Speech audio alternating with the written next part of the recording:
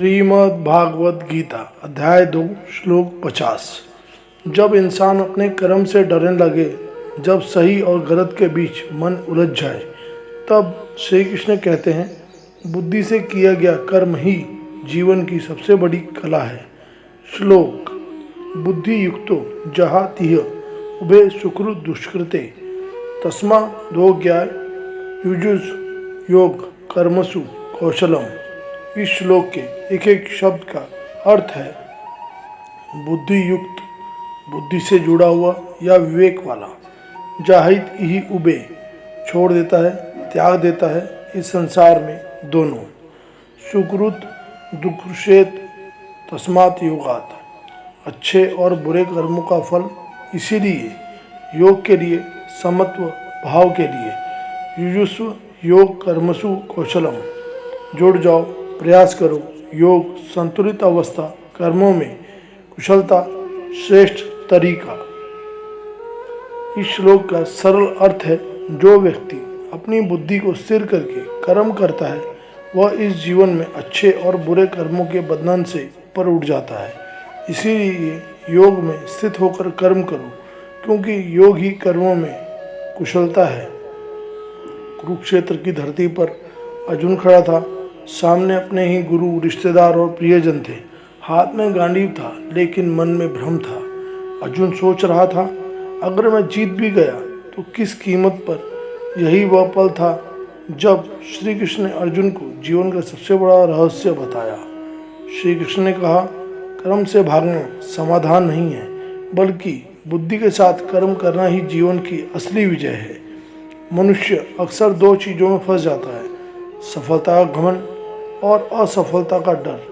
लेकिन जो व्यक्ति बुद्धि से कर्म करता है, वह जानता है कि मेरा अधिकार केवल प्रयास पर है, परिणाम पर नहीं। युद्ध केवल मैदान में नहीं होते, हमारे अंदर भी होते हैं। हर दिन हमारे अंदर एक अर्जुन डरता है, कभी असफलता से, कभी लोगों की बातों से, कभी भविष्य की चिंता से। और हर दिन हमारे अंदर एक कृष्ण की आवाज़ कहती है, उठो, अपने कर्तव्य को पहचानो और पूरी निष्ठा से कर्म करो। योग का मतलब आंखें बंद करना नहीं है। योग का अर्थ है परिस्थिति कैसी भी हो, मन को संतुलित रखना। सक्सेस मिले तो अहंकार नहीं, फेलियर मिले तो निराशा नहीं। यही कर्म का कौशल है। जो व्यक्ति अपने कर्म में श्रेष्ठता लाता है, वह धीरे धीरे परिस्थितियों का गुलाम नहीं, बल्कि अपने जीवन का स्वामी बन जाता है। इस श्लोक से 5 जीवन की सीख।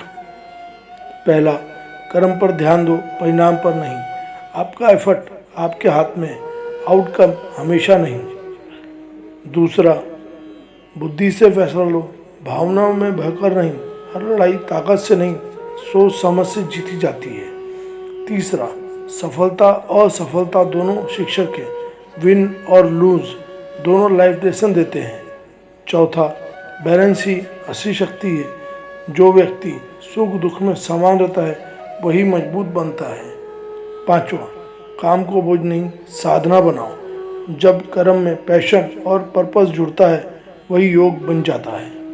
याद रखना, जीवन का सबसे बड़ा योद्धा वह नहीं जो दूसरों को हराए, बल्कि वह है जो अपने डर, अपने मोह और अपनी कमजोरियों पर विजय पा ले।